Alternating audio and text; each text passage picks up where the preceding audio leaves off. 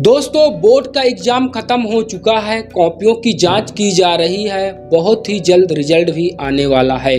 लेकिन जब कॉपियों की जांच की जाती है तो बहुत से ऐसे स्टूडेंट होते हैं कि जो उन कॉपियों में पैसा रख देते हैं, 100-200 का नोट रख देते हैं और नोट के नीचे लिख देते हैं कि गुरुजी इन पैसों का मान रख लेना, मुझे नालायक को पास कर देना, आपका आज्ञाकारी शिष्य राजू फलाने ढिमकाने। लेकिन जब वह पढ़ाई के दौरान कितना आज्ञाकारी था यह तो खुद ही जानता है। लेकिन जब गुरुजी पैसा पाकर खुश हो जाते हैं, लेकिन क्या वह पैसों के बदले उसमें नंबर बढ़ा देते हैं या देते हैं कि नहीं, कोई नहीं जानता है। आज हम आपको बताएंगे, क्योंकि आज भी कुछ ऐसी कहानी लेकर आए हैं। एक जीव विज्ञान के टीचर हैं जो बायोलॉजी में कॉपी जांच करते थे, तभी उनके सामने एक कॉपी आती है जिसमें 100 का नोट चिपका होता है। उसके अलावा उसमें एक मोबाइल नंबर लिखा था और उसमें लिखा था कि सर जी प्लीज़ थोड़ा नंबर ज़्यादा दे दीजिए, क्योंकि ये मेरी इज्जत का सवाल है। अगर आप नंबर नहीं दे सकते हैं तो मुझे इस फ़ोन पर कॉल कर सकते हैं, मुलाकात भी कर लीजिए। अब दोस्तों, जब गुरुजी को कुछ ऐसा देखते हैं तो हैरान हो जाते हैं। फिलहाल वे कॉपी की जांच करते हैं, लेकिन वह पूरी कॉपी बहुत अच्छी तरीके से लिखी गई थी, यानी कि सारे क्वेश्चन सॉल्व किए गए थे और वह भी हैरान हो जाते हैं। तमाम तरह की बातें सोचने लगते हैं कि कहीं ऐसा तो नहीं कि जैसा इस लड़की ने मुझे ऑफ़र दिया है वैसा वहाँ पर भी ऑफ़र दिया हो जहाँ पर वह एग्ज़ाम दे रही थी, और फिर किसी ने उसका फ़ायदा उठाया हो, फिर उसने किसी टीचर का फ़ायदा उठाया हो। यही सब वे सोचने लगते हैं और फिलहाल उनके भी मन में कुछ अजीब सी हलचल होने लगती है और उस लड़की से बात करने की मुलाकात करने लगते हैं। फैसला करते हैं कि अब दोस्तों एक दिन मुलाकात करेंगे। डेट तय भी होती है और दोनों मुलाकात करते हैं, लेकिन उसके बाद जो होता है बहुत ही दिलचस्प होता है। तो आइए जानते हैं पूरी कहानी। आदाब, सत श्री अकाल, जय हिंद। दोस्तों, वीडियो में आगे बढ़ने से पहले बस यही रिक्वेस्ट है, वीडियो को लाइक शेयर कमेंट कर दीजिएगा और चैनल पर पहली बार है सब्सक्राइब कर दीजिएगा ताकि मेरा हौसला बढ़ता रहे। तो दोस्तों, ये कहानी जो सच्ची कहानी है उत्तर प्रदेश के मुरादाबाद की है, 2019 की। एक बायोलॉजी टीचर होते हैं जिनका नाम इरफान होता है। वो कॉपियों की जांच कर रहे होते हैं। कॉपी के सामने आती है तो हैरान हो जाते हैं। तो एक ऐसी कॉपी सामने आती है जो एक लड़की की होती है।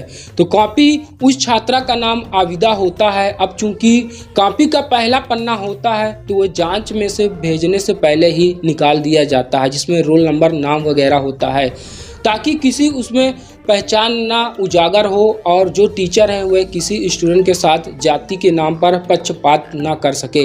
इसीलिए वह पन्ना हटा दिया जाता है। लेकिन जो उस लड़की ने अपने नाम और उस पैसे रखते वक्त वहाँ पर लिख रखा था, उस लड़की का नाम आबिदा होता है।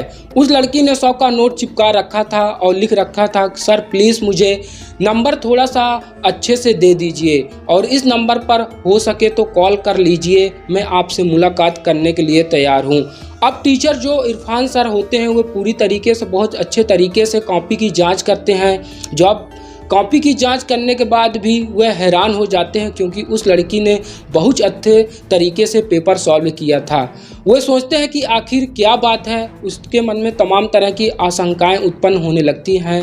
पहली बात तो यह है कि उन्होंने आज से पहले भी बहुत सारी कॉपियों की जांच की थी और जिसमें पैसे मिले थे, लेकिन वह सारे कॉपी में ऐसे स्टूडेंट होते थे जो कि ज़्यादा कुछ लिखा नहीं पाते थे और इसीलिए वह नंबर पाने के लिए उसमें पैसा रख देते थे और लगा देते थे और रिक्वेस्ट में कुछ ना कुछ लिख देते थे। लेकिन आज तक किसी ने मोबाइल नंबर नहीं लिखा था और आबिदा ने अपना मोबाइल नंबर लिखा था और वे सोचते हैं कि आखिर ऐसा क्यों है कि लड़की ने पूरा पेपर सॉल्व किया है और फिर उसने ऐसी बातें लिखी है। और दूसरी बात यह है कि वह सोचते हैं कि अगर उसने इस तरीके से यह हरकत की है, नंबर लिखी है, तो हो सकता है कि जहां पर वह एग्ज़ाम दे रही थी वहां पर वह किसी को इसने ऑफ़र दिया हो, फिर उसको वह फ़ायदा उठाया हो और कॉपी उसकी लिख दी हो।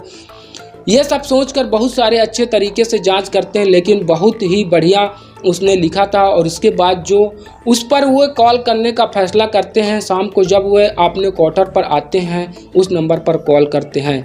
जो फ़ोन था वह आबिदा उठाती है तो इरफान सर उससे बात करते हैं और कहते हैं कि बच्ची ये बताओ, जो तुमने कॉपी में पैसे रखे थे क्यों रखे थे? जीव विज्ञान वाला टीचर बोल रहा हूँ।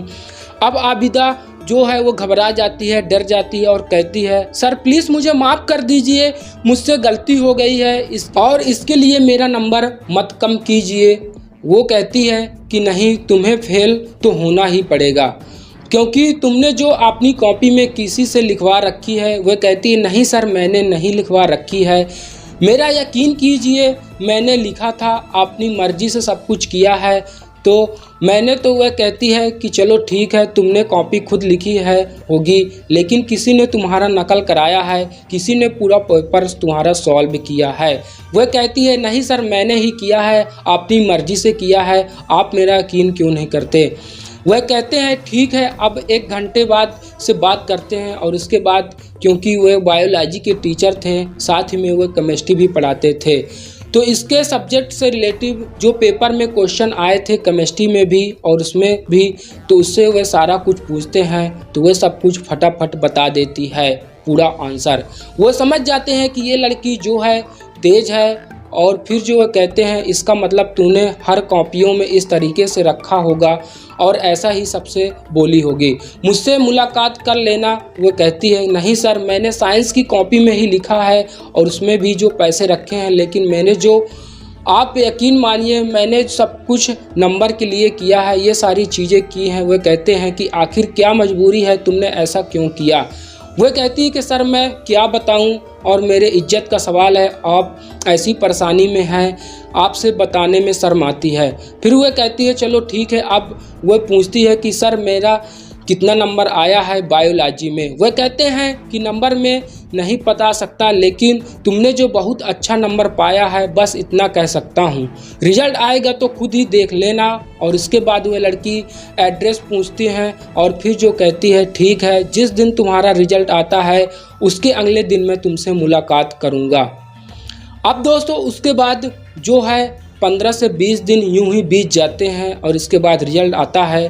फिर जब वह रोल नंबर, क्योंकि उसका ले चुके थे पहले से ही, तो वह जब देखते हैं तो हैरान हो जाते हैं, क्योंकि वे करीब 92 से 93% पाई हुई है। खुद जिसके स्कूल में वे पढ़ाते थे स्टूडेंट, जब पता करते हैं तो कोई भी इतना नंबर नहीं पाया था।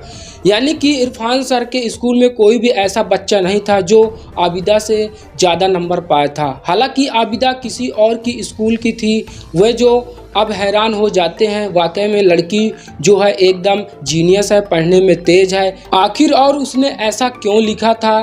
फिर वे अगले दिन 1 किलो मिठाई का डिब्बा लेते हैं और उसके बाद फिर वे मुरादाबाद उसके घर पहुंच जाते हैं, जहां पर आबिदा का घर होता है। पूछते पूछते पहुंचते हैं तो घर पे जो है आबिदा की मम्मी बैठी थी, तो उनसे पूछते हैं कि क्या ये आबिदा का घर है? और वे कहती है हाँ भाई साहब, उसी का घर है। क्या बात है, आबिदा से क्या कुछ गलती हो गई है? तो और उसकी 4 बहनें भी थी और उसकी मम्मी एक तलाकशुदा महिला थी। तो वहीं पर आबिदा की एक बहन भी थी, वो घर में भाग कर जाती है, आबिदा को बताती है कि कोई दीदी तुमसे मिलने आया है। वो कमरे से बाहर आती है तो देखती है, वह कहती है कि सर मैं आपको पहचान नहीं सकी। वह कहते हैं कि मैं तुम्हारा जीव विज्ञान का टीचर हूँ। वह मुस्कुरा देती है, कहती है सर बैठिए, कुर्सी वगैरह रखती है और उसके बाद अपनी माँ को बताती है कि ये मेरे सर हैं जिन्होंने कॉपी की जाँच की थी। हालाँकि अपनी माँ को उसने नहीं बताया था कि मैंने उसमें पैसा रखे थे और इस तरीके से लिख रखा था।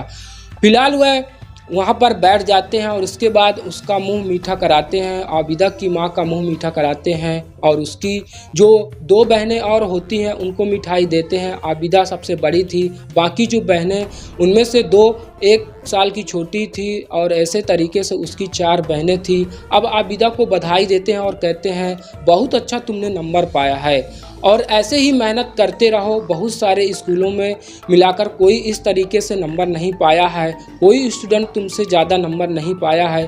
फिर वह निराश हो जाती है, उनकी आंखों में आंसू आ जाते हैं। कहती हैं क्या फ़ायदा इन नंबरों का लाने का जब आगे कुछ करना ही नहीं है, पढ़ाई ही नहीं करनी है। तो हैरान हो जाते हैं। इरफान सर कहते हैं कि क्या बात है, ऐसा क्यों कह रही हो? वह कहती है सर आप जो है मम्मी से ही पूछ लीजिए, ये मेरे पीछे पड़ी हुई है। जब मैं 10वीं में थी तभी से मेरे शादी के पीछे पड़ी हुई है, और अब तो ये कह रही है अगर तुमने क्लास में टॉप कर लिया तो मैं तुम्हें आगे पढ़ाई के लिए भेजूंगी। लेकिन अब ये जो है मैंने क्लास में भी टॉप कर लिया और इसीलिए मैंने 1-2 नंबर के लिए इस तरीके की हरकत की थी।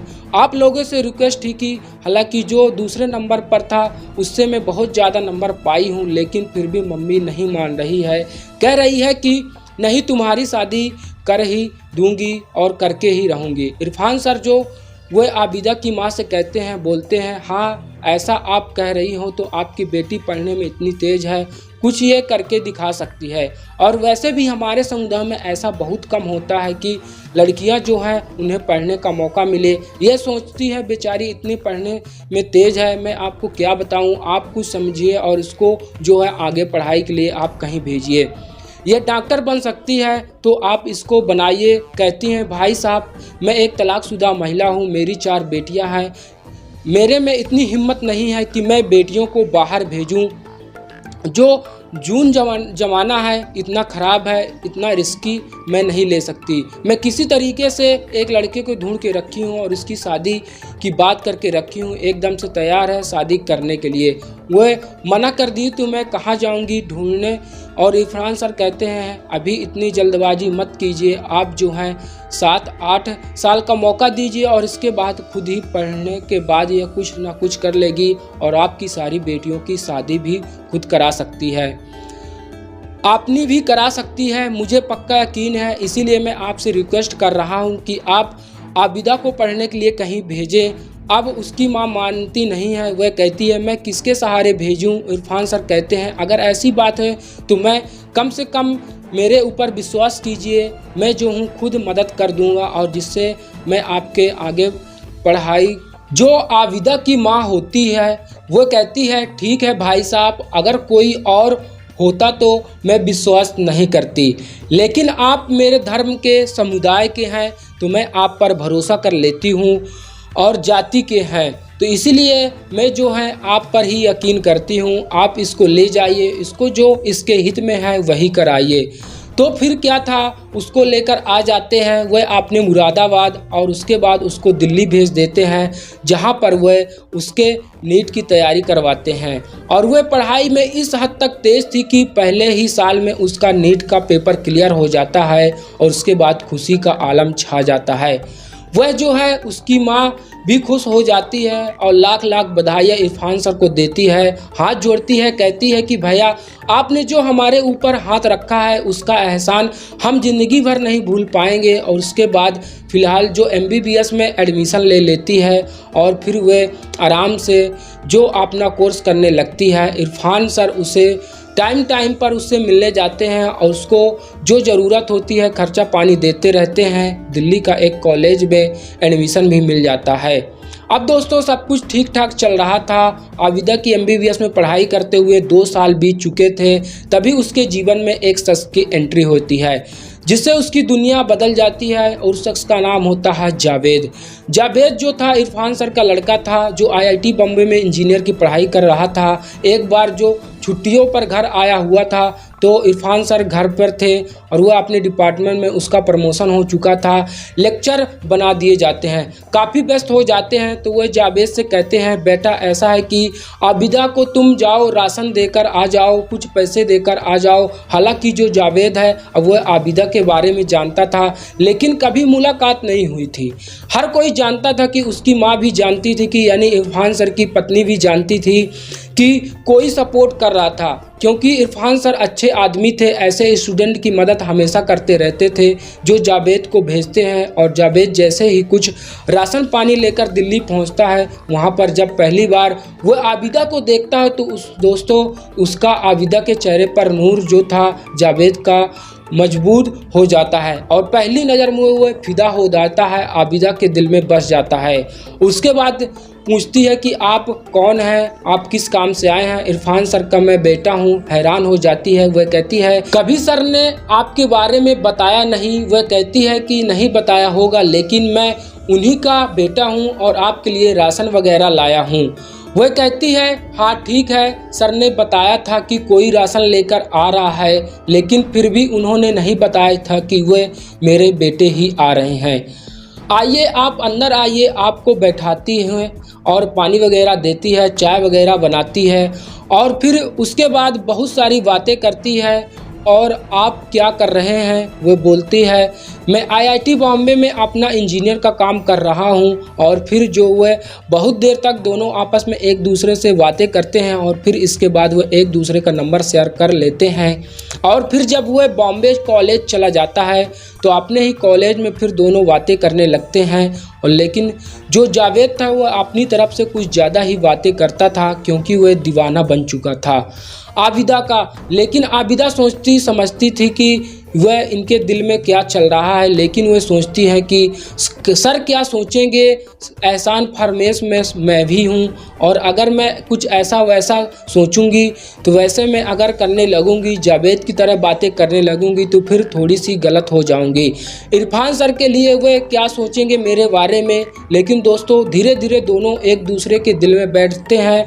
और इसके बाद जब ईद पर दोनों अपने घर जाते हैं, यानी कि कुछ दिन के लिए इरफान और जावेद आबिदा अपने घर आते हैं, तो जावेद वह आबिदा के घर आपस में रहते हैं और उसका बड़ा ख्याल रखते हैं। यह जानने की कोशिश करो कि लेकिन दोस्तों आबिदा को बुरा लगेगा, वो भी जावेद को पसंद करती थी, बस वह इरफान सर से डरती थी। और जब ये सारी बातें खुलकर आती हैं तो दोनों एक दूसरे के प्यार करते हैं। और फिर एक चिंता थी कि कहीं इसकी जो माँ है उसको ना पता चले कि मेरी बेटी को ले गए हैं और उस पर कब्जा कर लिया है, कब्जा जमा लिया है।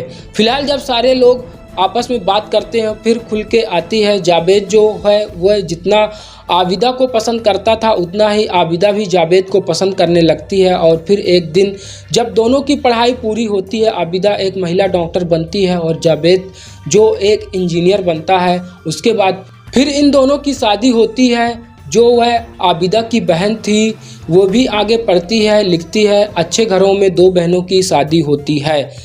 एक बहन अभी भी डॉक्टर की पढ़ाई कर रही होती है। दोस्तों इस तरीके से अगर इरफान सर नहीं मिले होते तो उस परिवार की मदद नहीं किए होते तो आबिदा शायद नहीं पढ़ पाती और उन्हें एक अच्छी बहू इस तरीके से शायद ही मिल पाती। लेकिन दोस्तों इरफान सर ने आबिदा के साथ किया, शायद ही दुनिया में कोई ऐसा किसी गरीब का करता होगा। और वह इंसान के रूप में एक फरिश्ता है, जो फरिश्ते को मैं नमन करता हूँ।